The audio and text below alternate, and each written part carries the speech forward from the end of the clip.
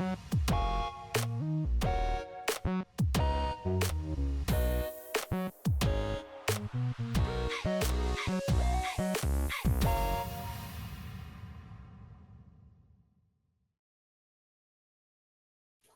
everyone. Welcome, and thank you for joining us for a new World Languages webinar, our first of 2025.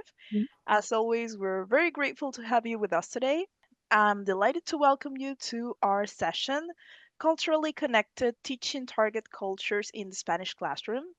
And once more, we are excited to have Aubrey Swisher, the 2023 Maryland World Language Teacher of the Year, and Caroline Schlegel, the 2019 Maryland World Language Teacher of the Year, both sharing their insights and experiences with us today. This is the third installment in a series of four webinars they have been presenting since last September. You can find the previous webinars on our website. I'll put the link for that as well. And today's focus is on target culture. Caroline, Aubrey, thank you very much again for being here. The floor is yours. Thank you. Hi, guys. And thank you so much for joining us for our third webinar. We definitely hope that you have been enjoying yourself and taking something away each time, whether it's a new idea or a little bit of inspiration, a tool, or just confidence in what you're doing. I'm super excited. I know Caroline is too for tonight's topic because culture is at the heart of both of our classrooms. It's how we can engage our students more deeply, get them hooked, and it's really our gateway. It's what keeps our programs alive. So today we're going to journey through some innovative and reliable strategies that you can guys use. We'll tap into some authentic resources, of course, and hopefully uncover some practical methods that you can use in your classroom. Yeah. Awesome. So let's get started with culturally connected. We're going to take a look at what we're going to see today here, right? So we follow this pretty closely in everything that we do. We discover, understand, and use, and we want you guys to be able to do the exact same thing. So we're going to look at understanding, first and foremost, the significance of cultural education in language learning. We're going to discover how to integrate cultural content into our language lessons. And then finally, we're going to kind of show you what we do to design and implement these learning opportunities for our students so that they can have these cultural experiences in the classroom and then apply those to the real world and show their transfer of knowledge outside of the classroom. You know, our classroom is the space where we get to show students the world. We want them to be able to then go out into the world and interact in a culturally responsible way. So, this session and hopefully this whole team that is here together tonight, we're all about empowering educators to create a vibrant and culturally rich classroom. We want to spark the students' interest and help them to explore these diverse cultures. I know that this is really why I'm here. And I think cultural education, it's much more than like, it's not an extra thing. It's a key to studying languages and understanding how they're used and even what words and phrases exist. So Yeah, we want our students to really connect with the language and to communicate with confidence and know what they're saying and why they're saying it those certain ways. absolutely. And so here we're looking at improved language skills, right? Authenticity in our classrooms. Like we said before, it's what's key. So they're deeply connected, language and culture, and we know that with a cultural context, we're going to enhance communication skills. We know that culture shapes how students, not students, but just how all people speak and interact. And so, if we can get our students to understand traditions and idioms, gestures, social norms, they're going to be able to communicate more naturally out in the world and avoid misunderstandings. Simultaneously, it's going to help them to develop a global awareness. So, we're going to be exploring Spanish speaking cultures. Students will get to see these diverse perspectives, hopefully broaden their own. They really love in my classroom to delve into the traditions and histories, and it is a favorite part. So again, it's the hook, and whenever you can foster that cultural awareness and empathy, the growth that you can see in your students, not only as language learners but as people, empathetic, compassionate humans, it's really beautiful. Well, and I think too, all of that goes to say that we are teaching the target language, but we're doing it via the target culture, right? We want to immerse students in those authentic experiences so that they can have a connection to not only the target culture, but a connection to who they are. I know so often in my classroom, my students are like, you ask them about their own culture, you think about the AP exam, and we, scaffold that from level 1 to 5, right? But you say, okay, so tell me a little bit about your culture. My students are like, I don't have any culture. And I'm like, no, that's not true, right? Yes, you do. And let's think about this. And what does it look like? How do you do this? What are the products and practices and perspectives of your own culture so that then you can apply that and see the world through a different lens, see the world through an adjusted lens or a magnified lens. It's just a really great way to bring opportunities to our students to really understand the globalized world as we see it from here in our own homes and our own spaces. And really, What you were saying, how it's so like aligned to AP too. right. So starting with the lower levels, like we're going to hook them. We're going to make it so they can explore these different cultures. And then we do a little bit more. You're going to see later on in this presentation, we get deeper and deeper each year until we're starting to have, small experts in our classes, and they have this enhanced critical thinking. They are socially aware. I don't know. I think it's so impactful. And Yeah. then the discover, understand, use that Caroline and I love to use in our classrooms, something that we coined with each other. The authentic resources, how you said we're using a target culture in order to teach the language. If you're going and you're finding these authentic materials and that's what you have at the heart of each lesson, that's what's driving it, that's where your students are getting their language, there's no better way for them to be picking up the language in an organic, natural way. You're going to see the words that they're using in this country to talk about this topic. And if you're finding videos or blog posts or news articles, songs, you can also see what themes are relevant or important to the people of different Spanish speaking cultures. Right. And this all leads back to why we are here, right? Because passion led us here. And when we are able to hook our students by exposing them to the wonderful world of other people, of art, it's of us, of the world. We're all humans. And so being able to lead with passion, lead with culture, hook students to continue to drive their proficiency forward. They want to investigate, they want to learn, and they want to become more proficient in the language, because truly when you speak another language, you can understand that culture so much better because you're able to communicate with so many other people, right? And so that passion is what continues to lead us, Aubrey and I, when we're creating things. That passion drives our lessons, our instruction, and in turn drives our students to want to learn more and grow in their own proficiency and I capacity. think it really says something too, because we're learning with our students. Yes. Since Caroline and I have really dedicated ourselves to we want to be relevant. We don't want to stay with the things that we had 10 years ago, because while some things stay the same, there are newer things. That everybody is always progressing and changing. So we try to keep up with that and make sure that, if we have a student that knows somebody in another country, or they're related to somebody in another country and they communicate, they can be talking about something or be aware about something that's going on. Right. So I think it's really cool for our students to see too that we are exploring right along with them.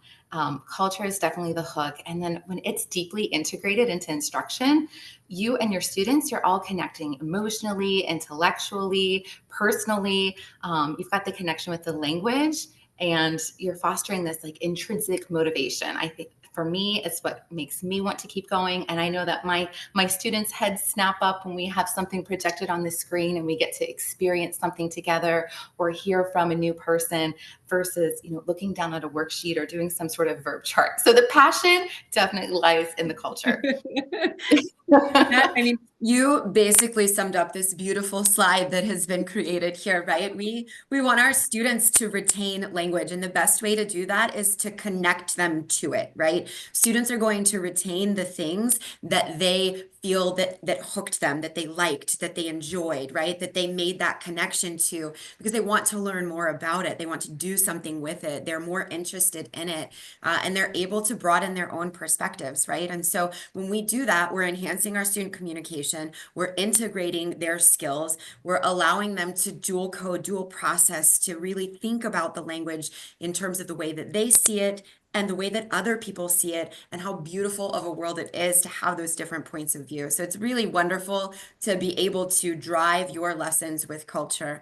I don't think of myself as teaching. I teach Spanish, right? But it's not that I teach students first. We all teach students first, right? The language that I teach is Spanish, but I don't do it because you don't come to my class and conjugate verbs, right? You see languages that exist naturally in context through the cultural concepts that we're presenting to our students. And as Aubrey said, you got to keep it real with kids, right? In my classes today, we were looking at something I made with an image model, which we'll talk about later, in Debí tirar más fotos with Bad Bunny. And kids are all about Bad Bunny. Like but it's not just about Bad Bunny, it's about delving deeper into ideas of gentrification. What does that mean? How do we expand on that concept? My kids don't even know they didn't even know, first of all, what that word meant in English, let alone to explore what the concept is in Spanish and how not only does it affect communities locally in our own area, but also abroad. And what does that mean for the greater good of the world, right? And so it really is opening up their hearts and their minds to understanding those broader perspectives. Exploring that music, like you just said, or cooking traditional dishes, dancing salsa, analyzing political murals, like all of these things are what allows the students to experience culture firsthand. And when students realize that language is a gateway to real world experiences, that's when their passion and excitement grows too. Absolutely. And so then we've got, in research for preparing this presentation, right, we came across this quote that language is culture, right? And I just love this particular quote right here. And it says, to interact with language means to do so with the culture which is its reference point. So again, culture is the driving force here. We could not understand a culture without having direct access to its language because of their intimate connection. They are interrelated. They are 100% combined. And it's a beautiful thing when we can produce that in our classroom so our students can understand these two things go hand in hand. They are not mutually exclusive. I love adding a cultural component to the rubric because that's what we're really trying for here, right? Is the cultural competence, the ability to understand, communicate, and interact effectively with people from diverse cultural backgrounds, to have that level of self-awareness and cultural knowledge and cultural sensitivity. So I think we are already ready to cue a video up though. Let's go see what it is. So this is a great example of how language and culture are interconnected. My first day as an international student in Aotearoa, New Zealand. Walking down the corridor at university, I see one of the staff members who says, "Hi, how are you?" I reply, "Very tired. I didn't have a good sleep. And you?" Her expression changes, and she replies, "Fine, thanks." I can read, "Oversharing. I was just being polite." I was grammatically correct, but speaking a language properly is not enough. And I love that point right there. I was grammatically correct, but speaking the language properly is just not enough. There are so many cultural context clues that you have to pick up: body language, understanding cultural norms that lead into what it is to communicate with other people in the world. Oh, I thought we were out of order here. Okay, cultural. This is what I was trying to talk about before. Cultural competence. I think I did a little bit of this Yeah, already you did, when we saw right? the video, but we are all about what Caroline just said, how it's more than speaking the words or using the correct grammar, but knowing how to interact with people. It's essential in the world language classroom, the cultural comparisons component, because it goes beyond language skills and it helps student engage with those different perspectives. So really exploring traditions and worldviews is going to lend itself to have these global citizens that are making these changes, and they are creating this compassion and these connections across the world. I loved this statement, this definition that I found actually from Curricula Enhancement Module Series by Georgetown University. When I was searching for a way to put this, I thought that this was pretty perfect. So cultural competence is the ability of an individual to understand and respect values, attitudes, beliefs, and morals that differ across cultures, and to consider and respond appropriately to these differences. Yeah.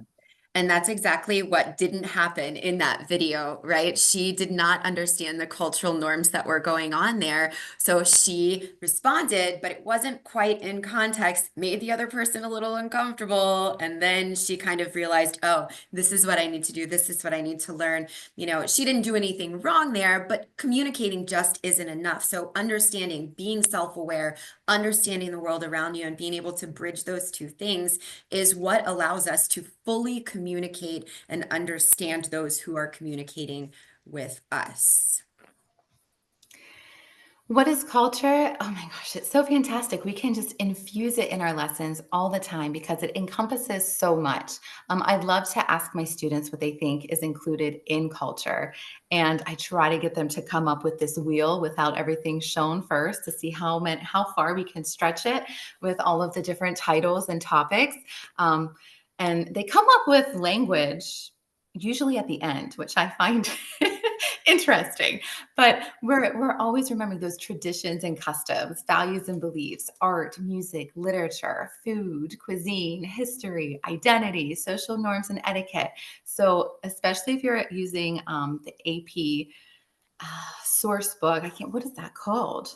I'm like the CIP. What is that called? You know what I'm talking about? That big yellow binder. Exam and course description. The course, yes. Why can't I The get that? binder, right? The Yes, binder.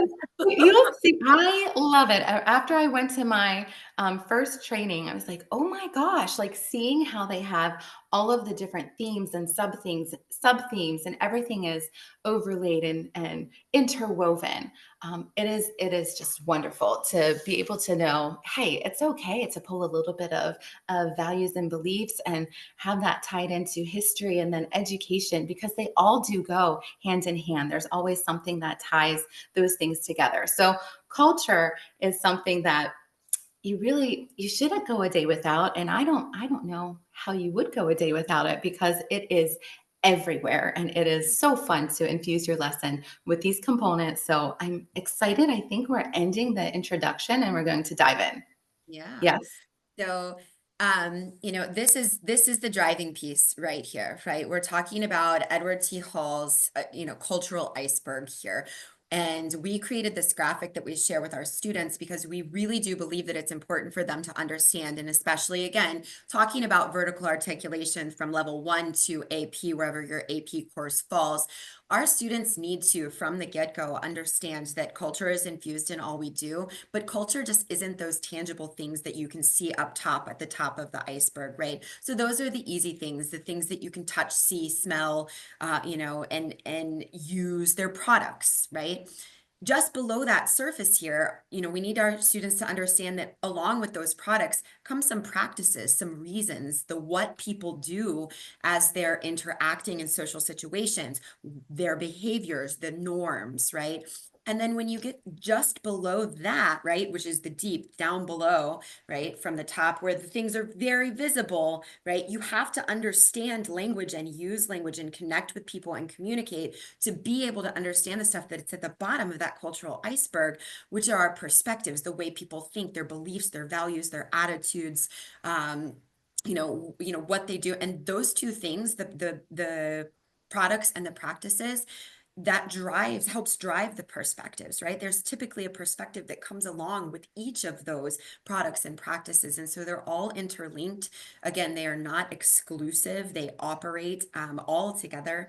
And we think it's really important to share this with our kids, because when you ask them, if we go back to that iceberg or the wheel that Aubrey was just talking about, right? Sometimes it's hard for kids to what is culture? And, it takes them a minute, and then they're like, food, right? And then they're like, okay, clothing, and then they're like shoes and music. And so they're starting to pick these things, right? Those are the easy ones, right? After you get them going. But then understanding, schedules. What time do you eat dinner? Why do you do that? What is the siesta? Why do you have that? And, then going deeper into perspectives, religions, beliefs. You've got to understand the daily life, the practices, and the purpose of the products so that you can then understand the perspectives. And we need language to be able to do that, and communication to be able to connect that. This is something that we start off in level 1, and Boy, is it amazing. If you introduce it early, it becomes second nature, and your students will also begin to develop these inferencing skills, right? They can make these inferences. They'll see this product, they'll learn about the practice, and we'll be like, so what do you think? Why would this exist? What would you infer would be a perspective or a belief? And then it's always great to follow it up with research, or sometimes we have a guest speaker where we will have compiled some things that we've learned, and then we'll try to play like a true or false. And of course, if we're false, then we'll get it corrected. But again, if you start at those lower levels, in something as simple as this, it becomes pretty easy. So this is an example with Dia de los Muertos. We've got everything kind of mixed together. Same number of boxes for each things, productos, prácticas, perspectivas. It's the same color as the iceberg. And our students see these same colors, same categories all the way through AP. And so they know what it is. You can just put something up there. And sometimes we have a list for the lower levels to pull from. But later on, we'll put 3 rows under each column and have them work together to produce those on their own. It is a great way to have that little check-in with students. You can use it at the beginning of a unit and see how many rows they can fill out on their own. It's a good way to address misconceptions, and also at the end of a lesson or a unit as an exit ticket to see where they are, what they have learned. Again, it's wonderful and it's simple, and the kids are able to talk about cultural, oh, I can't, culture, and the people who participate in that specific culture with true knowledge and awareness. And they can't just say these things, in their own language. They know how to say this in Spanish and how to describe it in Spanish, what it looks like in Spanish. So it's a wonderful way to have these deep conversations. You can use it as a diagnostic or as an assessment. And you can do this in so many different ways, right? Like you can throw this up on the screen and you can ask students to chat in groups, right? And you can have them talk about it in small groups. You could cut them up if you wanted to, and put them in an envelope and have students sort them according to products, practices, and perspectives. You could have one group that had a bunch of products, right? And they had to look and go find if you have 4 corners in your room, right? Products are do left, right, center, right? Pass out one of these things to all the kids and then have them go stand at what part they think it corresponds with, products, practices, or perspectives. So you can take this one small activity and you can incorporate bodily kinesthetic, you can incorporate group work, you can have students work individually. So you can consider how you can differentiate your instruction there to meet the needs of the learners that are sitting in front of you in your classroom. And also with respect to class sizes, because some of my classes, I've had classes that have had as few as 23, and I've had classes that have had 35. And there's a big difference in what I can do in the space that I have in my room with 23 versus 35, right? So considering, what you have in your own space, you can take this and use it, really anyway. But as Aubrey said, it's a jumping point for our level 1 and level 2 students to be able to understand the products, practices, and perspectives in a way that is in accordance with their proficiency level and what they're If able you're to. watching a video also, this is a great thing to have as your tool. I know if I'm going to play something for my students, I want them to be able to watch it and to absorb it. I want them to see what's happening and hear what's happening. And I know whenever I was a new teacher, I always thought it was so important that if I was going to show a video or a movie, that I had to have these typed out questions and bonus points if they were all in the target language. Sometimes it might be fun to do multiple choice, right? Well, not really, because I would have my kids, I'm like, look at this part. It's so great. Like, oh my gosh, or I'm looking for emotions and I'm seeing this part of my students because they're looking at the next question and trying to read it or interpret it, or the lights are, dimmed and they can't see. And it can create a disaster. And then they're not getting all of the information, having that true experience that you want them to have. So one of the easiest things that I have done, but it has been so impactful, is using this, the productos, prácticas, perspectivas. We will have conversations beforehand. We will have used authentic materials, maybe a text or a short video, a listening like that beforehand, so that students have ideas. we'll work together and we'll say, okay, everybody get in this group. I want you to come up with some products, practices, and perspectives that you remember that are related to Colombia. And they'll work together. We'll come back, we'll share some things, and then they'll have their chart. And whenever I put on, well, Encanto, for example, for my level twos, we had learned about the food, we had learned about the clothing, we had learned about the house, and now we see everything together. They just had their chart. If they saw or heard it, they put a little check mark. And if it was something new, they put it where it went. We were able to have such a rich conversation. The students truly enjoyed watching and experiencing the film. And I mean, it was wonderful. Our wrap up was conversation that they were creating, this dialogue that they were driving versus, 16 questions. Oh, heaven forbid that I thought were interesting. I'm the teacher, so I can still work myself into the conversation. But, I laughing. could, yes, share a little bit of the space. I get But to I see what identify with that, like I identify. It's so funny because I'm listening to you say like, oh, when I first started teaching, I'm thinking, oh my God, I did that too. But like also, like I'm sure we have all done things like once you learn, right? You Mhm. don't know what you don't know until you know, and then you do better, right? And so it's just What amazing truly to like, happened was I left something as sub-plans one time, and I thought it was fantastic, and my students did not get that much done, and I'm like, "What's going on here? Well, tell me what you learned," and they're like, "Well, I didn't know if they were in order, and then this and that." I'm like, "Oh my goodness." So let's start over, and I had my task in front, my own task, and let me tell you, I was struggling to like keep up, and like I'm trying to think and put this phrase together, but they started to say something else. So now I jump down here, right? and yes, we want Crazy. them to truly understand and appreciate. So we have to slow down and make sure that they get the essential pieces instead Right. of a bunch of small parts. Yeah. It can't just be busy work to keep them occupied. It's got to be purposeful, communicative, and driven by culture, right? And Mhm. so this book, right, High Leverage Teaching Practices. So this was work by Eileen Glisson and Rick Donato. And it was an actful publication called Enacting the Work of Language Instruction. And specifically, these are high leverage teaching practices.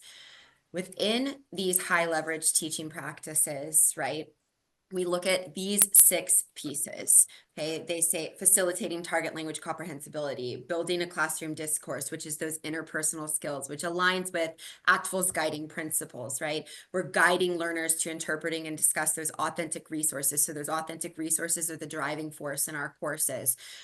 Focus on form in a dialogic context through the PACE model. The PACE model helps us to digest print text and understand, what exploring grammar and context, right? And then we've got this number 5. I'm going to jump back to it in a second because that's the one we're truly going to explore. And then finally, number 6 was providing oral corrective feedback to improve learner performance. And there's an asterisk by that because that is something that you have to be very careful with. And so the book talks about what is oral corrective feedback versus some just different types of feedback. And so looking at number 5 here, highlighted in blue, focusing on the cultural products, practices, and perspectives in a dialogic context, we want to explore a little bit about what does that mean, right? What is the dialogic context? So dialogic context in world language classrooms refers to interactive and meaning-centered, it's interactive and a meaning-centered approach to conversation. So language learning happens through authentic, purposeful dialogue. It's the concept that refers to the use of conversation to explore meaning and the idea that learning takes place in a social, cultural, and historical context. So it's where we're going to have student-centered communication, negotiation of meaning. Other key factors would include the cultural context, the cultural and social relevance. You get multiple perspectives because you're encouraging students to consider different viewpoints, compare cultural perspectives, and build intercultural competence. And then there's tons of scaffolding that you can do throughout in order to support your student language development. If you're like me and it's the evening, you're like, whoa, this is a lot. I think whenever you think of it in action and imagine it, it can involve debates and discussions, right? Where students are expressing their opinions on cultural and global topics. They have to use evidence. They have to negotiate strategies. They have to be able to listen and respond. Likewise, we have role plays and simulations. So the students are going to act out these real life experiences. I know you can think about ordering food or asking for directions, resolving conflicts. That one is one of the most fun in my classroom. Of course, interpretation of authentic materials. So you can be analyzing songs, news articles, videos, discussing themes, perspectives. Again, everything is around conversation. And collaborative storytelling can also be a really fun thing that you have in your classroom, where you have groups building narratives together, expanding on each other's ideas. But again, it is everything centered around dialogue, conversation. It's very purposeful, and it makes sure that it does have those social and cultural ties. It has that context. It's not just, use these words in five Yes, sentences. that's the key. I love that you just brought that up, because we cannot give students a list, right? We can't say you need to have 5 examples of the subjunctive while talking about X, right? Gone are those days when we look in terms of our high leverage teaching practices. We have, yes, you can ask them to use the subjunctive. Let's not be crazy, right? But we cannot be so specific that we are molding the language that they are then essentially regurgitating to us, right? We want them to be able, our job is to help foster their ability to negotiate meaning and communicate at their proficiency level. So whether they can have a perfect conversation, that doesn't matter to me. We're focusing on understanding and communicating in a way that doesn't impede meaning, and the level at which you can do that marks what your proficiency level is. And our goal is to push kids down that continuum, but everybody moves at a different pace, right? So we want to make sure that we allow this to be an open space for students to share their thoughts, their learning, and show their transfer of knowledge in that way. And it's a really important piece in our classroom that we just need to allow students to communicate in a way that is purposeful about the content that we are teaching. I think what you brought up is really important, where you're talking about, I said you can't have these, use 5 words in 5 sentences, and you talked about just using the subjunctive to address a theme. I can also imagine people sitting on the other side of the screen and being like, oh my gosh, well, they need to be able to know the subjunctive. I feel the same way. Like, Yes, that's I not what agree. you're saying. But Right. I am thinking, like for me, I have transitioned more towards using that as a game or a challenge. Like if you flash up a situation, and we can say that that's our game. It's our purpose in our game. It's our challenge to try to use a phrase in the subjunctive or create advice in the subjunctive for that unit. If that's something that we want to keep practicing, it's, the drill and practice, versus whenever you're going to finally have the conversation. If I have a student who is able to address the topic thoroughly, they can elaborate, they can provide details, their language is comprehensible. If on my rubric, that's a whole category that the student uses the subjunctive correctly 5 times, what if they didn't put the subjunctive in there 5 times, but they used other tenses and other vocabulary, and their message was better conveyed than somebody who did? So that's something that had me thinking, especially in my last class for my dual enrollment, where I had some students that, did not have much background in Spanish. They had a substitute teacher for a large portion of the year before arriving to my class the next year. Then I had some heritage learners, and I had some native speakers. And we were all together, all trying to engage in these activities. And by putting something like that, you have to use these 6 words and the subjunctive 4 times in these 3 ways that I taught you. That wasn't only stifling my students that weren't confident in their ability, but my other speakers felt like what they were saying wasn't enough when it was. And so I think you have to, check in with your students and see how activities are going, and watch and listen and learn. And the true thing that you want is the communication, the community. So the dialogic context, making sure that you're focusing on the social aspect, the cultural aspect, instead of just the written out script. Something like that is something that makes it a little bit different.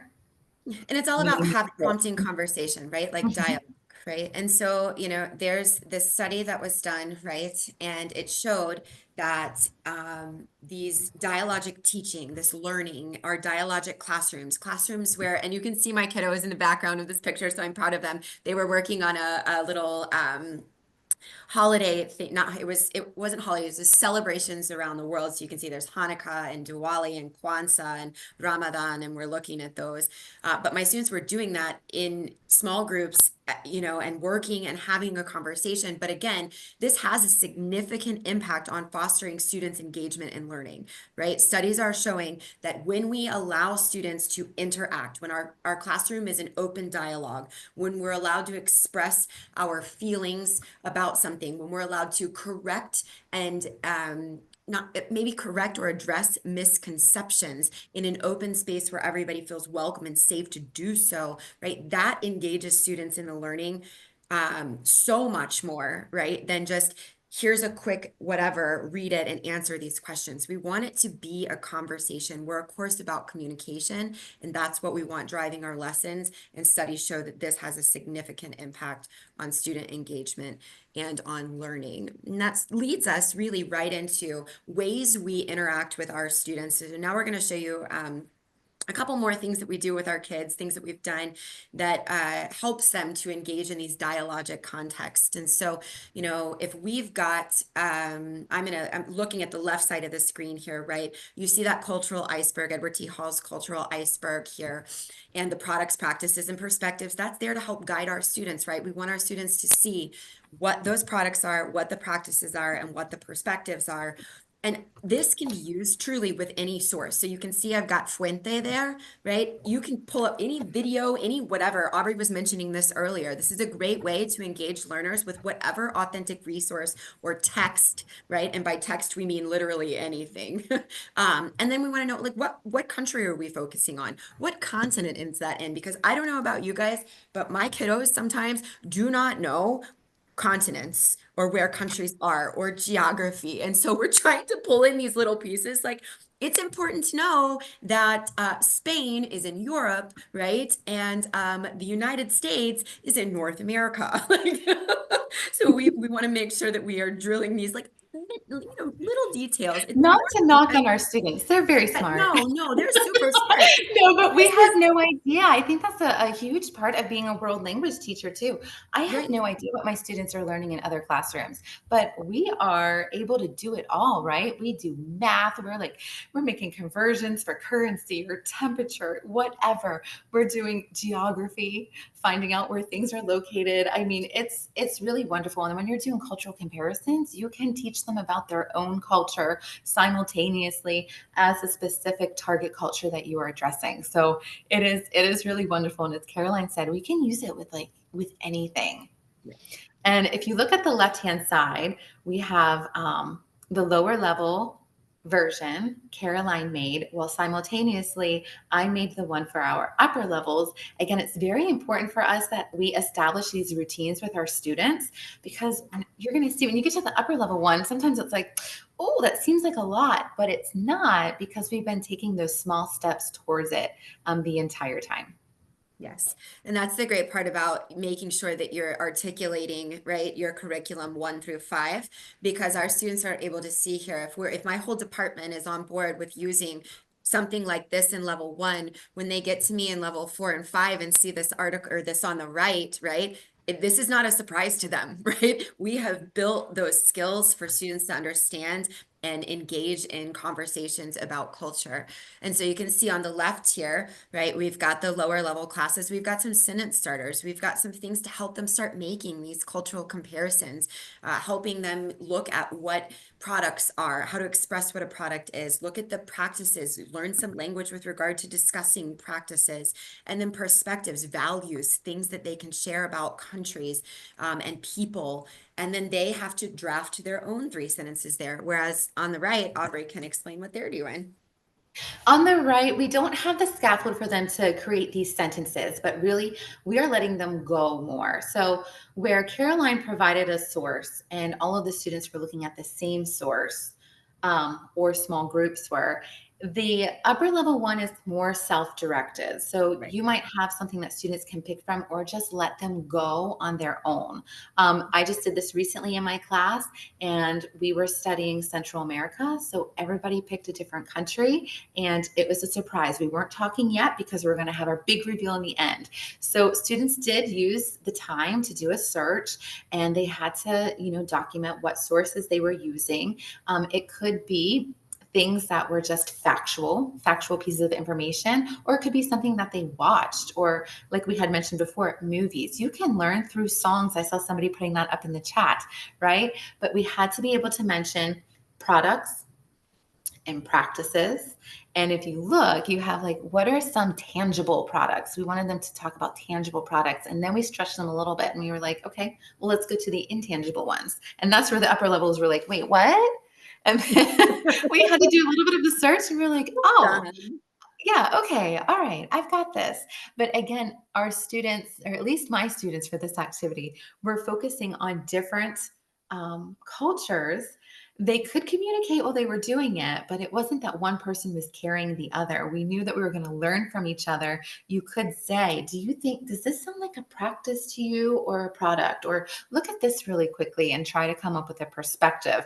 But again, this was more student driven. They're in the seat. They are in charge of the materials they're using. And I was just there as, somebody to walk around. You ask me a few questions, see if you're on the right path.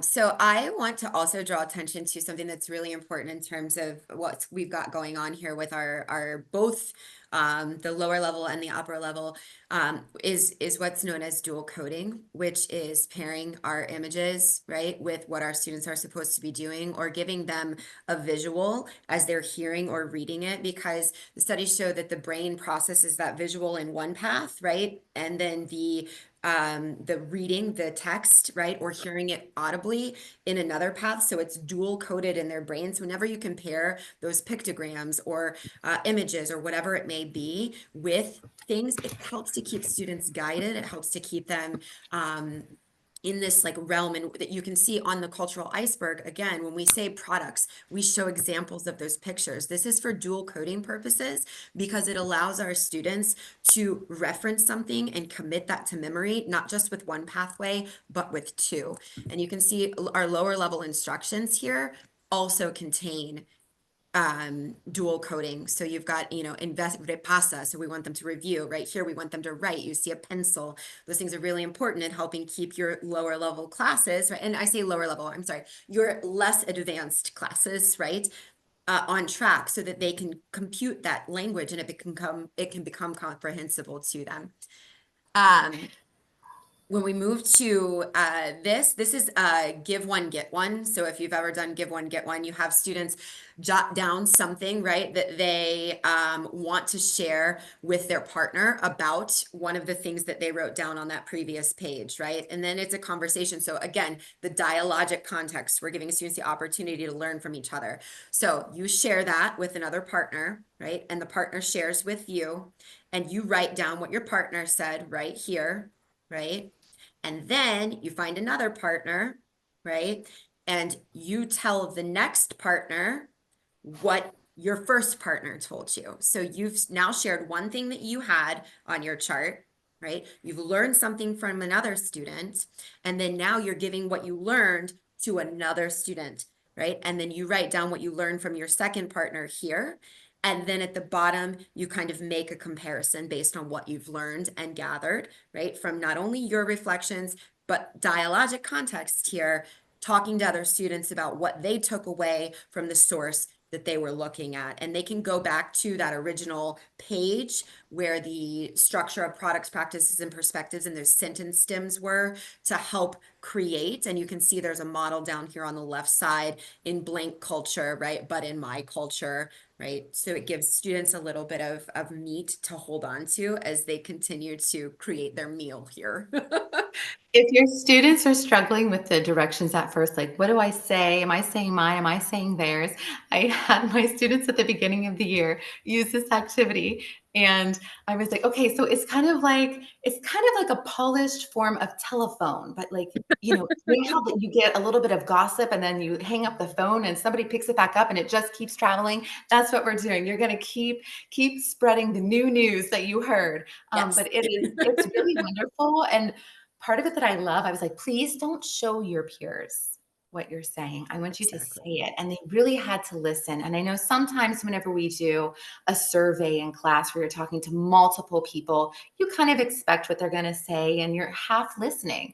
But here they had no idea. And so they were really, I mean, the eye contact and like asking them to repeat again and then repeating it back to the original speaker sometimes and checking to see if it was right. That was really powerful. But also, I'm like, oh, yes, keep repeating. You guys are going to remember that. Like, you're going to retain that.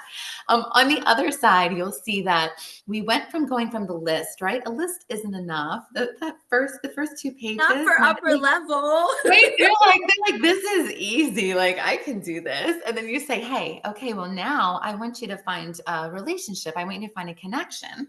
What are you talking about? I need a product and a practice and a perspective. And then if I'm being mean, I say it cannot be from anything that I already taught you.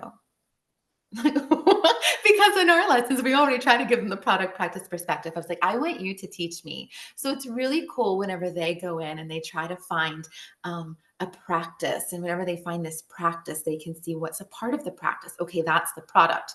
And read a little bit more, do a deeper search. And they're like, okay, so I'm thinking that means this. Or sometimes they'll find a source that is kind enough to just put it out there for them. But again, instead of the students just having random facts, then being able to list 5 products, 5 practices, and 5 perspectives that may be random, they may be accurate, but random. Now they have ones that go together. So they can name the practice, they can tell you the reason why this practice exists, and they can tell you a product that may be tangible or intangible and is related to it. So it's something really cool.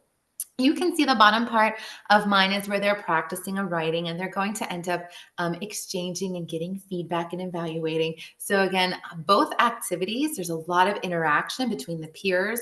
They're learning from each other. If I have to write this little blurb here, and I'm putting what I learned in there about these products, practices, and perspectives and how they're linked, and then Caroline has to read mine closely enough to also evaluate. She's probably rereading some of my details.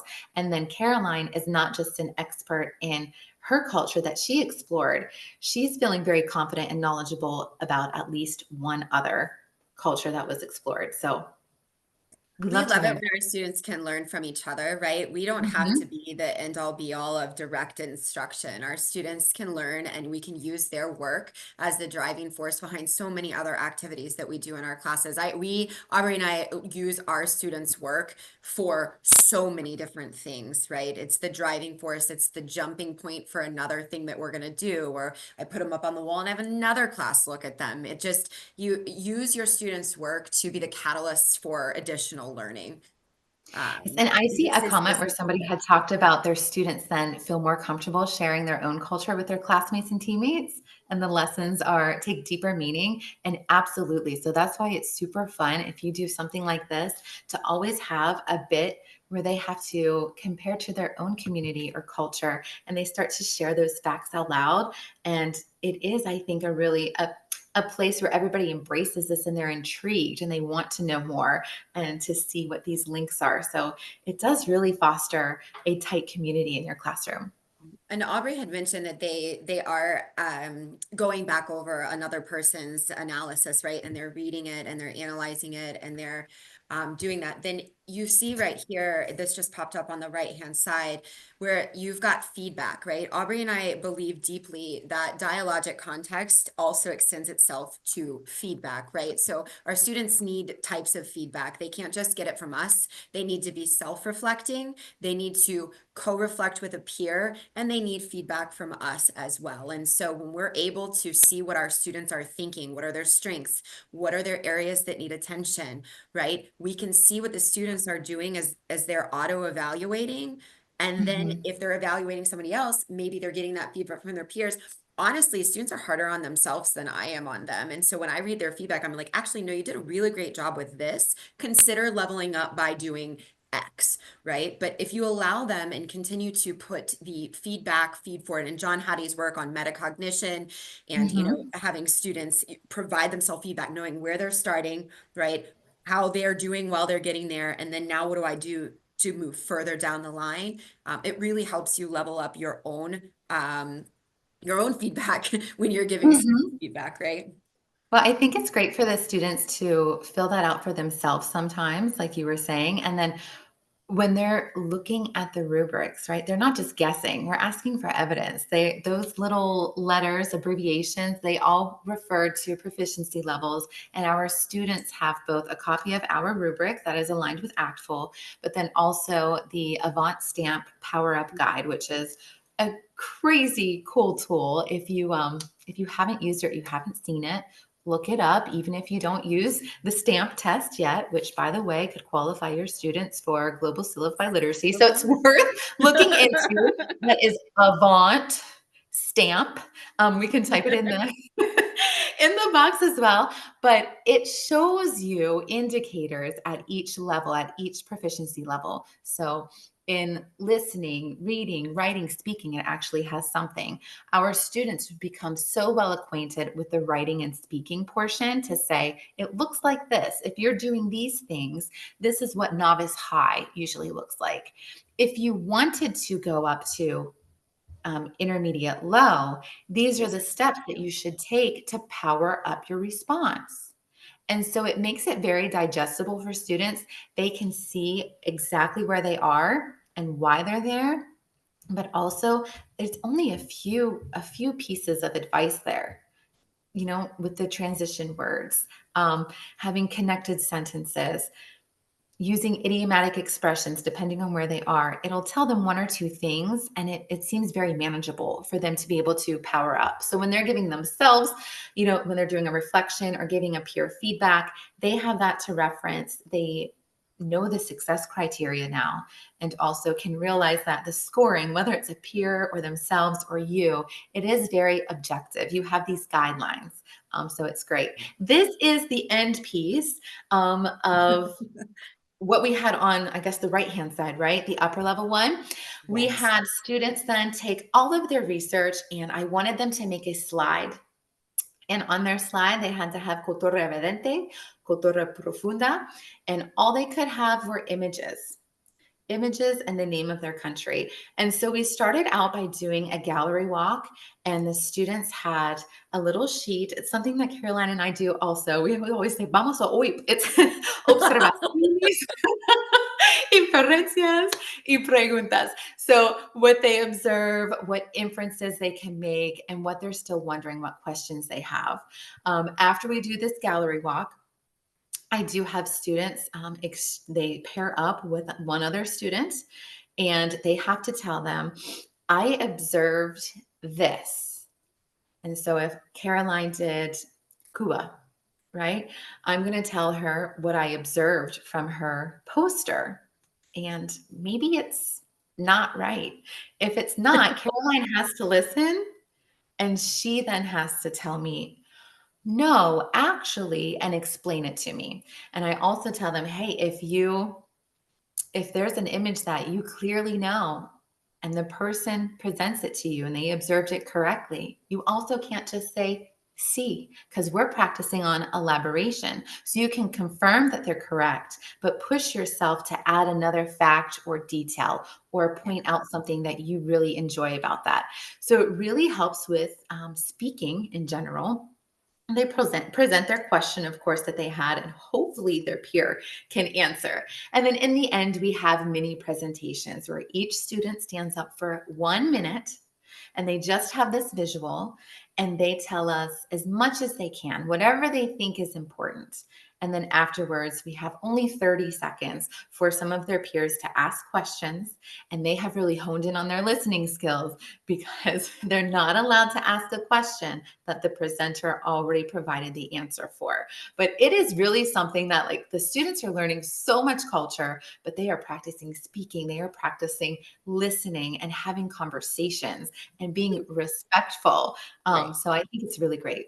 I think too, also what I love about this is it's teaching our students to use the language that they own, right? They have to use, so this visual is there to prompt them, but we all know how awful it is to sit in a presentation where people are reading directly from the PowerPoint. Mhm. Too long, did not read, could have sent it in an email, please don't, right? Like you want to be in a space where you are able to be captivated by what the speaker's saying, and the visuals are there to help supplement, right, what it is that's being shared, right? That is communication. And so our students, when we're looking at performance versus proficiency, what the students are doing with the visual here in class, that's proficiency, right? That is not a performance. I mean, they've studied it, so it is a performance in the sense that it's rehearsed information, it's stuff they've learned in class.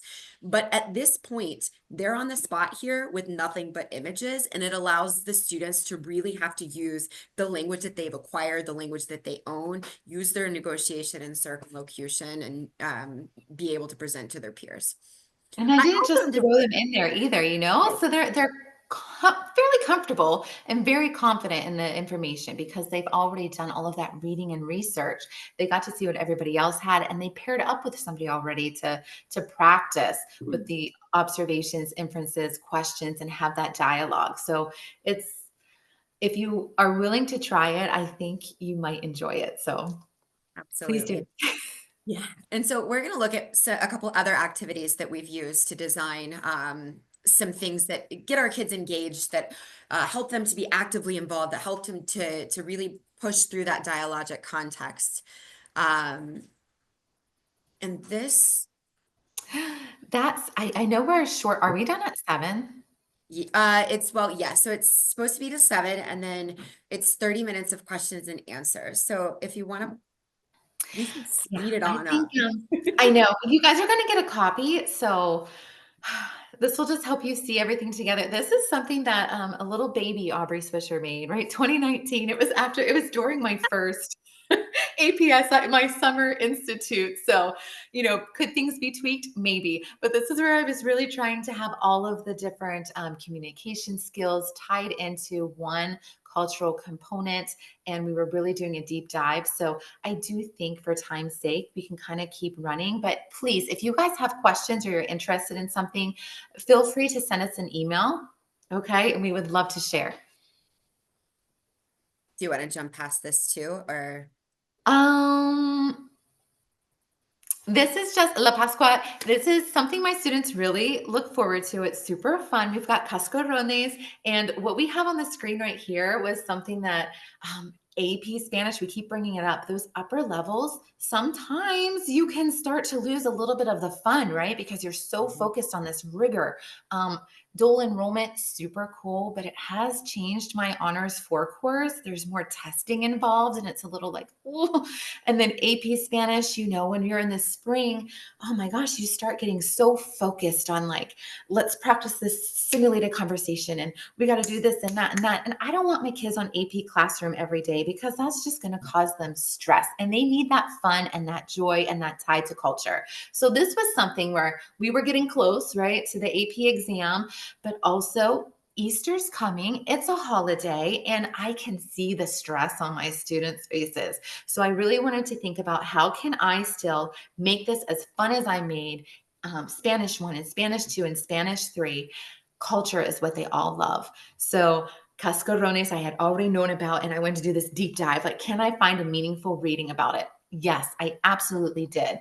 My students needed to do a listening though. So I actually took a reading and used AI to turn it into an audio activity, came up with this multiple choice to start it off. And my kids were like, okay, yeah, we're here just doing another AP practice. So they're getting the practice that some of them asked for, but also the audio was very intriguing. And they're like, is this right? I had never told them about cascarones. Like, I don't know if I'm understanding this. Like, you're cracking this on people's heads. Absolutely. Afterwards, we had conversations like, what did you understand? A few students were like, I think I heard this. Well, then it turned into, okay, yes, let's see what this is. How is it done? Why do these exist? What do they symbolize? Does it sound fun? They're like, yeah. And I'm like, "Ah, so do you think if you had the chance to actually do this, like you would participate in this practice? You would make cascarones?" Like, yeah. One of my students raised her hand and said, my family does this every year, but I'm always stuck with the kids. So I never get to do it. Like I get to break them. I don't get to make them. Like that was really interesting. And I pulled out eggs that parents had donated for me on the slide. I pulled out eggs. We did the whole thing. My students, and don't worry, I talked to the custodian ahead of time, but my students, they used more authentic resources to watch and listen and see how you make these cascarones after they had already found out what do they stand for, when are they used, and it was so good. My students were loud, they were messy, they were laughing, but they were also able to tell me all about it and tell me what it tied to, and it was great. So again, that experiential learning, having the culture drive the activity, that'll help inspire you sometimes because you're like, this Right. is fun and I could do it. So real quick, I want to jump in and just share with you guys. This is something that's really important, and it comes directly from the book on high leverage teaching practices by Glisson and Donato.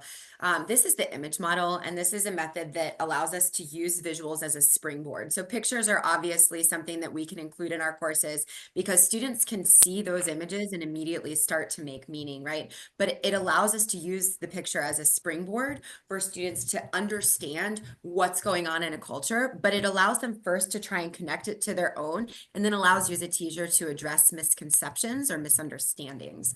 And so image itself stands for, we're displaying an image, right? Then we're making connections, we're analyzing different products and practices, we're generating a hypothesis, and then finally we do the extension piece, which is to explore the products, practices, and perspectives further. But at first, we're just looking at products and practices. We're not looking at perspectives here because we want students to connect to it first, and then, right, use the authentic resources to formulate, right, what is the cultural perspective that exists here. And so to share an example with you guys here, right?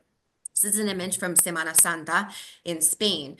When I show this image to my students, right, immediately, right, we know that they're thinking of very negative things, very racist things, and they start to share their, oh my gosh, what's going on? And this is a very important part of what we do in our courses, is to address misconceptions and misunderstandings and help our students understand the world around them. So it's critical that we're able to have conversations with students about what products, practices, and perspectives are and what it looks like in our culture versus another culture. And so this image gets displayed, the kids process the image, they make observations about the products and practices. I have this in English.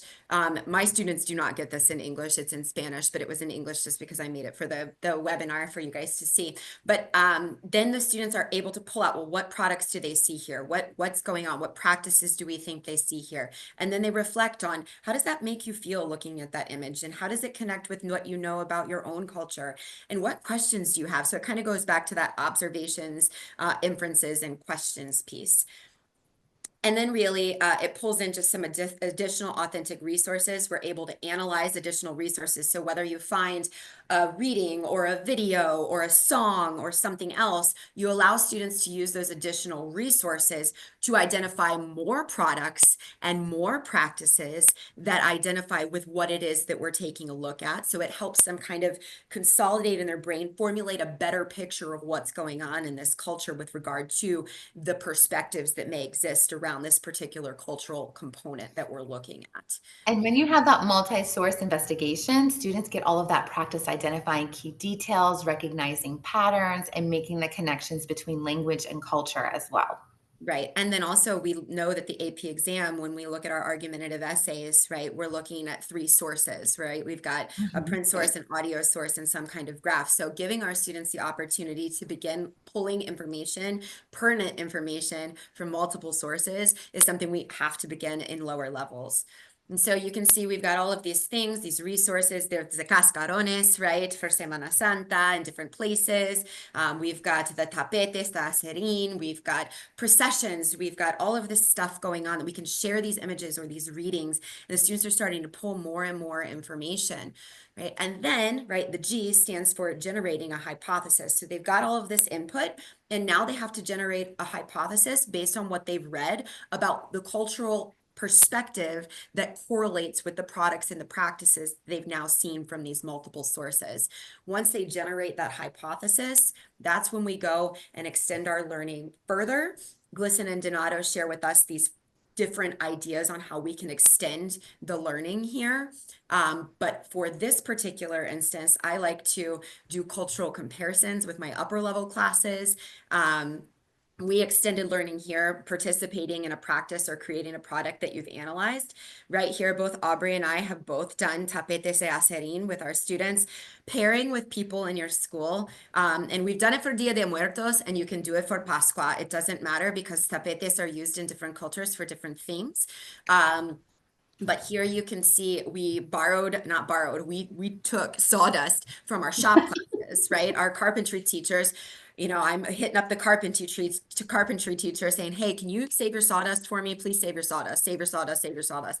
Bought the tabs on Amazon. My kids went outside. We dyed all the sawdust. We let the sawdust dry. We got donations of beans and rice and little lentils and different things, so that when we went outside on our sidewalk, you can see my students created this giant tapete on our school sidewalk.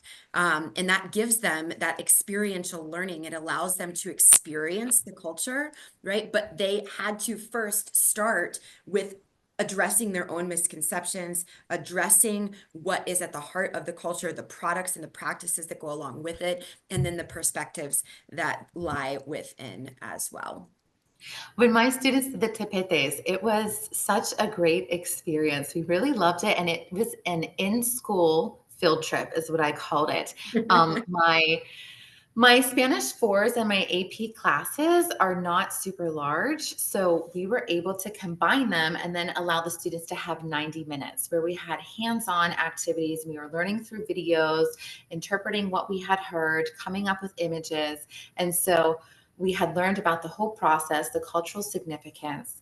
And then we had to look at, for Dia de los Muertos, of course, we were looking at Mexico as one of our countries because we had studied that the year previously as well. So they had some background knowledge. We said, so check these out. What are the images that are frequently in there and why are they there? It was wonderful because their design had to incorporate the things that they had learned about, the symbols that they had talked about or just seen on the screen. They went out and worked on these beautiful creations. They were concrete examples, so we didn't have anything abstract there this time. And we invited the Spanish 1 and Spanish 2 classes that my colleague teaches to come out. And he had his students look at them and talk about what they saw. Now, their language was much more limited, but they were allowed to talk about shapes. They talked about colors. And then it opened up to my students, the older students, who were able then to describe the entire thing. They told us, yes, this shape means this. And we had somebody else that was in charge of just talking about tapetes or alfombras in general, and, how they were representative of the fragility of life. And we put so much effort into this, together. And as the wind went by, it's over in a moment. It's ever changing. And it was a really great way to create that sense of community between all of the language levels. And also Spanish 1, Spanish 2 is seeing that Spanish 4 and AP Spanish are fun. They get to go outside and play in the sun. So So what we love, and of course I have used reporteros, Aubrey has used reporteros, and so we want to just kind of shed light a little bit on the KWL's philosophy of using authentic resources and embedding culture as the driving force of the lessons that they are creating in their reporteros chapters, right? And this particular unit of study, really quickly, right, came from level 2. And this is in the Spanish 2 book. We're looking at recycling across the world, importance as, oh my goodness gracious, desafíos mundiales in English is global challenges. There we go. I like couldn't, I'm like, what is the I word? felt like I was being quizzed. I'm like, I got this one. And I got it right. Global challenges. And so right here, we're looking at recycling and this wonderful film, Landfill Harmonic. If you haven't seen it, it is truly an inspiring film.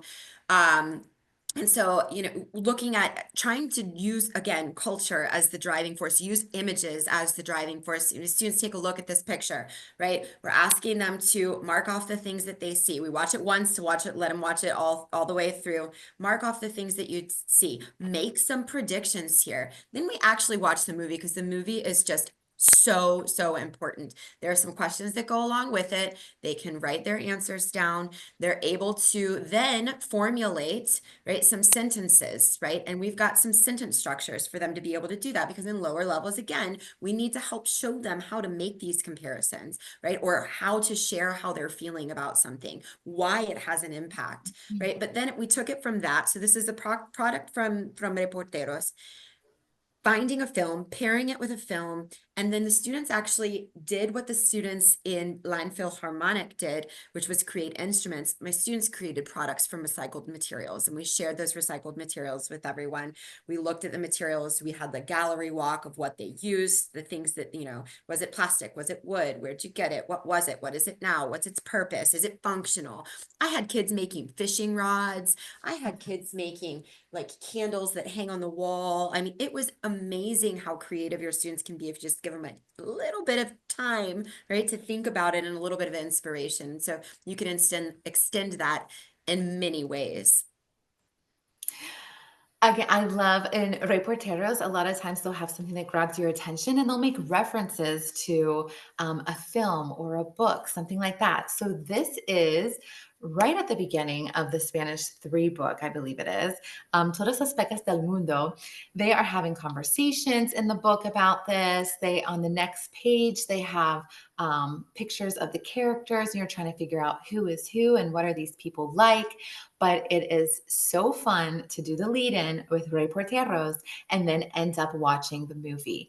And now this chapter, this unit is called Mi Generación. We're talking about teens, adolescents. What are the things that you guys are most concerned about? What are the positive aspects about being a teen? What are the negative aspects about being a teen?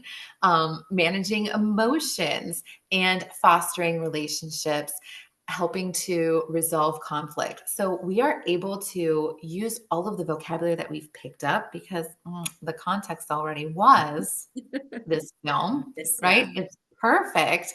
And the students can actually watch it and we can have this shared experience. I have noticed that if you do something like that, you're more likely to get students speaking together because it's not that you have 3 people over here that have this shared experience or they've watched this same show or gone to this same place and they're telling us about it.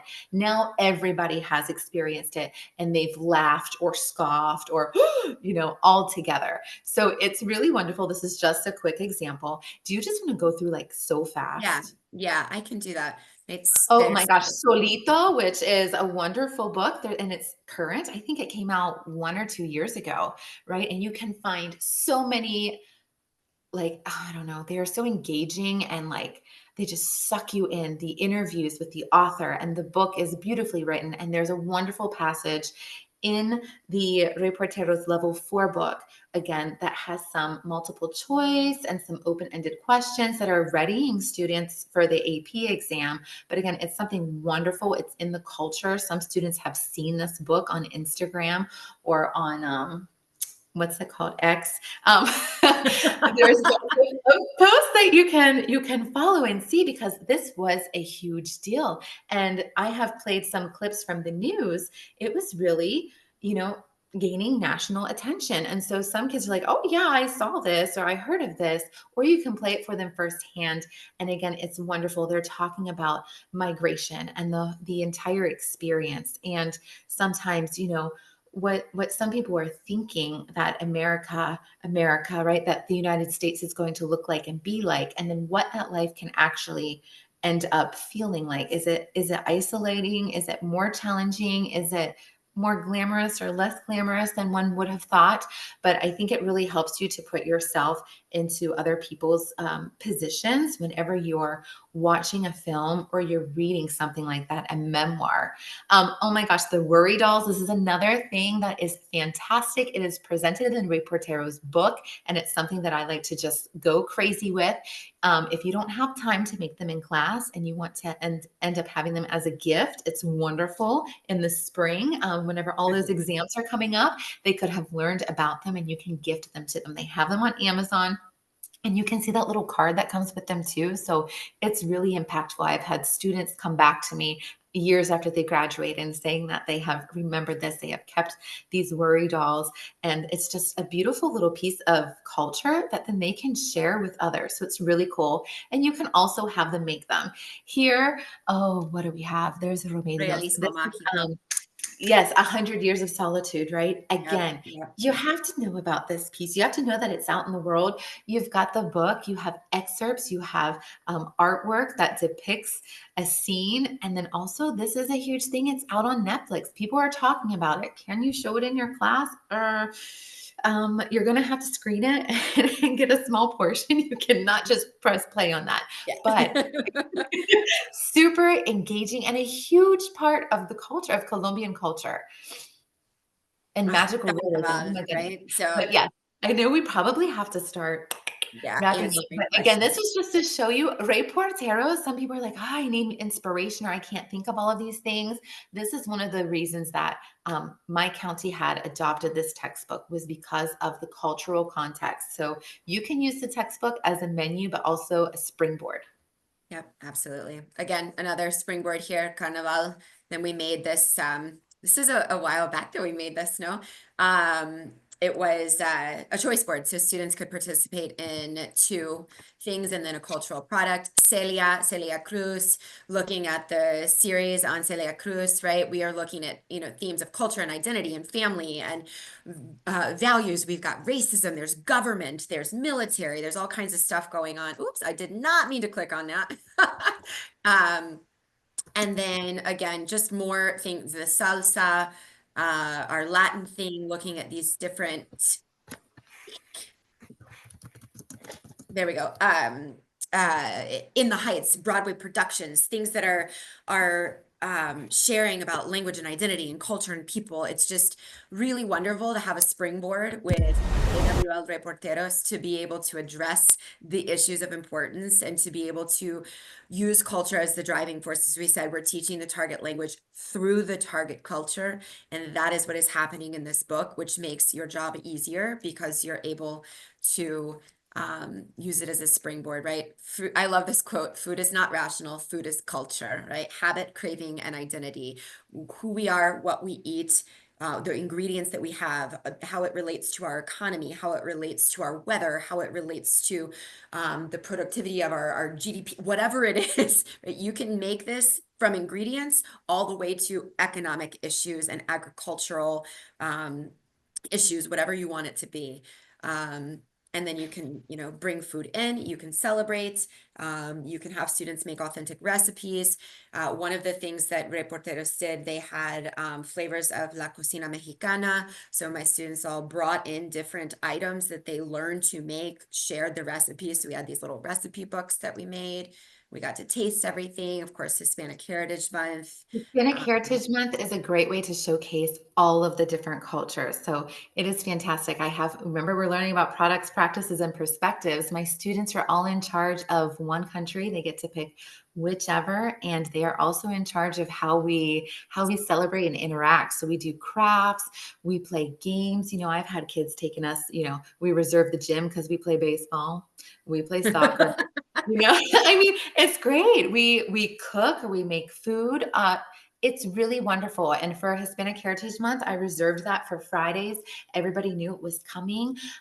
One of the most impactful presentations was whenever I had a girl bring her grandmother in who was visiting from Nicaragua. I mean, it's a wonderful way to see what students are interested in, what they want to learn about. Then you keep learning and you can keep infusing those different things into your lessons. If you checked out the chat, it was great to see people getting excited to see flags that they related to. You know, they've been there or they're from there, right? That's what we want our students to feel in class. They want to see themselves or somebody that they know and learn more about themselves or those people, or celebrate themselves or other people that they're learning about. So yeah, I I see. mean, And then, Aubrey, I just saw in the chat, it was funny, this thing you're talking about reserving the gym, and somebody in the chat wrote Cinco de Mayo, La Batalla de Puebla. And it yes, reminded me of how you used the French class and your yes, Spanish for Cinco classes. de You played Mayo, I capture the was so tired. flag. I was like, this is not Mexican Independence Day. We're going to talk about Cinco de Mayo. Let's go. I got the French teacher, and every year we play capture the flag. We do the Spanish class versus the French class. We've got our flags. I am happy to say that the Spanish classes usually win. And then I say, well, you can't rewrite history, but sometimes we have to give it to the French. But we still talk about, they won the battle, not the war, but then talk about, Mexican pride and how in the end, they still hung on and they got their country and their culture back. So that was fun. Yeah. Awesome. Listen, we hope that you have taken away some ideas. You'll get a PDF of the slides, but if you guys have any questions, we just appreciate so much the opportunity to be here with KWL. And together, Aubrey and I just are so passionate about working together. We became better when we started working together. And if you've got someone that you can collaborate with, I have learned and grown so much. When we talk about passion leading us here, it truly is because we are better together. And when we work together, just like when our students work together, it feels good, right? It feels better. So thank you for learning with us this evening. Yeah, and thank you for sticking with us. It was so much fun. Thank you so much for the presentation, Caroline and Aubrey. Yes, So, Of course. thank you. So, let's go straight to the questions. We have a few. Let's see how many we can do. So, the first question I'd like to take is, how do you set up and guide the research process? As in, are you providing advice or how to research the deeper level items, and or are you gathering a bunch of different authentic resources for students to read through? And how could that be done for lower level students when a lot of authentic resources are beyond their level? So I think I missed part of I started to focus on different parts of it. So let's see. Finding the authentic resources is something that Caroline and I really love to divide, right? So if one of us is talking about a topic, we'll find a beautiful article, something like that. And we work together in a Google Doc a lot of times, and we'll just have this crazy mess. We'll find another link to something that we like. We'll find something on social media, type it into Instagram or into Twitter. A lot of times somebody else will have already shared this. A lot of my materials have also come from being connected on Facebook to Spanish teachers in the US, or there's several AP groups. Even if you do not teach AP Spanish, go ahead and get in there because the teachers share so many materials, a lot of times with ideas or even lessons. But that is a great jumping point. I also Whenever we get these materials, though, like maybe the material is upper level and you need it for something else, we love to do pictograms, things like that. So you can copy and paste everything into a Word doc and, put some space there and find images to put over the key vocabulary, bold those words so that students are focusing on what they know already, on cognates, and then also on those images with the words so that they can get the general message. Yeah. I feel like you were trying to say something too, though. I don't want to talk over you. Yeah, no, I think I lost my train of thought actually because I started thinking about pictograms when you said that. But I think I think it depends. You asked, part of the question was about lower levels, and I do think that when we are part of our job as educators in general, not just language educators, but it's teaching students how to find sources that are reliable. And so I often pair with our media specialist to jump down and talk about how we find reliable sources. And we have access to sources in Spanish through our research portals and through the county where I teach. And so I would encourage you to partner with your media specialist and potentially converse and have the media, but even if it is, listen, Actful says 90-10, but you can reserve that 10% that week for the media specialist to teach your kids about important sources and how to identify sources that are reliable. So I really feel like that's a really great way to help kids find resources and help them navigate. I also think that at lower levels, I'll be honest, I typically provide the resources at lower levels that I've found through the avenues that Aubrey had shared, just because I do want to vet the resources to make sure that they're accessible and using the language that I want the kids to focus on, but also that I'm not going to lose them, right? We want that I+1. We don't want I+87. So if the article is way above, right, it's not going to help them out. And so for lower levels, right, if we have a vertically articulated program, I'm going to give, the kids authentic resources. I might just give them websites that they can use, right? There is a website I'm blanking on it, Statistica, that Yeah. has Mhm. great graphs, and they can type in what they're looking for and the graph will pop up. El País has great stuff. Yes, that's what it is. But it And was infographics in general, right? Sometimes they're right. embedded in an upper level article, but you can pull that part and maybe you just pull a caption or one paragraph instead of the whole article. And you can still then use your own language to create a little summary, something like that to go along with it. But then they're still exposed to the authentic resource in the infographic and the snippet that you've provided. And then if you need to follow up or add something, that's fine for you to also assist there and to supplement. I also really like Pictoline. Pictoline is a really great resource. It is typically fairly comprehensible for our lower levels. And so and even for upper, sometimes there's a lot of information on it. So of course you have to pick and choose.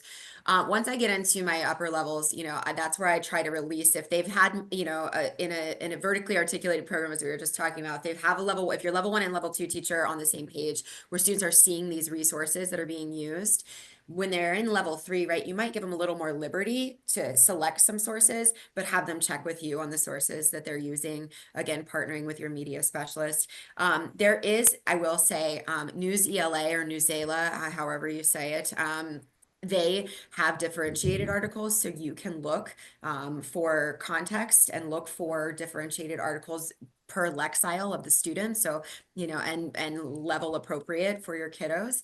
And then the only other thing that I was going to mention, which goes down an AI rabbit hole, right? Which you can use Diffit, Diffit, to help scaffold your resources to differentiate the level of reading. So if you have a reading and you want it to be put at a level that's a little more accessible for your students, you can take that authentic resource, put it through Diffit, and it will give you a more accessible resource for your students. But again, there's a lot of, there is a lot of work that comes in finding resources that are appropriate, but with the appropriate scaffolds, anything's accessible, just making sure that your task is aligned with what you want your kids to do. A lot of English teachers are familiar with something called Common Lit as well, and it is available Yeah. in Spanish. And it will give you Spanish resources. And there are also follow-up sources that they give as like for an extension, which is super cool. So I did a lesson on La Tejida, and we were looking at Guatemala, and I was able to have this reading. The students did it. It was a narrative. It was a fictional piece, but it was talking about a cultural practice, and it really hit home. It was very, relatable. They had not the common. multiple choice questions and discussion questions available, but then they also gave sources for extension. And I was able to Right. find these great videos to use to introduce this before they did the reading. And we had this whole cultural lesson in the end. So that is called Common Lit. Also, a very nice resource that you can tap into, and you can Mhm. choose the reading level that you're looking for. Yeah.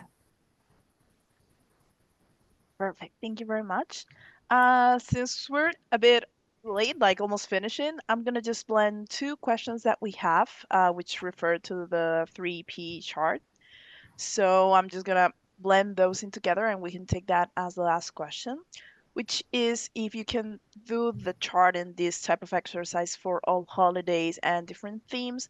And also you mentioned the example of Encanto, so it would be if we can do it, for example, after watching the movie Coco. So if we could apply it for any kind of movies.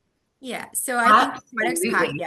the products, practices, and perspectives chart, right? That is when we're looking at actual language and we're looking at the AP exam, right? Products and practices and perspectives are the way we view culture, right? This is how we investigate culture. This is how we work with culture. This is how we present culture in our classes. These are the things, the language that we want students to be able to use. So the products, practices, and perspectives, that chart can be used in any capacity with anything that has anything to do with culture. You want to use it with Encanto? Great, use it with Encanto. You want to use it with a newspaper article that you're reading about a culture? Use it with a newspaper article. You want to use it with an infographic paired with an image? Use it with that. You can literally use that for anything, focusing on the culture that you want students to pull information from and then be able to do something else with it, right? We always want to make sure that when we're looking at products, practices, and perspectives, that we're not just doing interpretive activities, but rather that those interpretive activities are followed up with some type of interpersonal, right? That dialogic context. And then again, or maybe it's presentational at this point, either in orally or in writing. But I think products, practices, and perspectives, and Aubrey, I think you'd be on the same page, right? Like with literally anything. Yes, with anything. Well, I think if you can't use it, it should make you pause for a second Right. and consider what your students are going to get out of this material then. Yeah. If there's nothing that they could fill in on that chart in any column, I think I would revisit or know, like, okay, I'm going to need something else to extend this and make this a richer lesson. Also, I loved the mention of Coco because if you have a fun colleague around Dia de los Muertos, they want to show Coco in one room and other students can sign up to watch the Book of Life in the other room. You can have two sets of students with that 3-column chart, and then we can Yeah. have that little debate about which movie is Is a more better culturally accurate. cultural representation of Mexico and Dia de los Muertos. So it'd be super, super fun. And that is like, that's way up there. If you're going to have your students start to justify their answers, make their opinions and justify them with facts, that's pretty impressive. But again, it's Sort of evidence, right? hidden as pure fun. Well, and then that aligns with literacy, which is what we do every day in our classes, right? Pulling text-based evidence and supporting our arguments. Queens, right? We are awesome. All right. Great. So thank you very much. And with this, we conclude today's session. Please bear with me for a few minutes. Once again, thank you, Caroline and Aubrey, for your knowledge, and thank you all for the attention. Just before you leave, we would really appreciate if you can just share your feedback with us. I'm gonna put a link here in the chat, so it would be amazing if you could fill it up. Also, we hope to see you here for the last webinar of the series, which is on the 27th of March. We're going to talk about grammar. It's Grammar Alive, enhancing language learning through cultural context. I'm also going to put that link in the chat in case you want to sign up ASAP. And also, if you have any questions, I know some questions couldn't be answered today. Uh, Please remember you can send us an email at marketing@gletwl.com and we will be sure to send that to Aubrey and Caroline. So, yes, and because a lot of people ask, yes, you will receive the amazing slides, you will receive all the material, you will also receive the recording, and if you requested it through the link, you'll also receive a certificate of attendance. If you have any questions, again, please feel free to send us an email. And again, thank you very much, and I hope you have a great rest of your evening. Thank you. Thank you. Thank you all. Buenas noches. Buenas noches.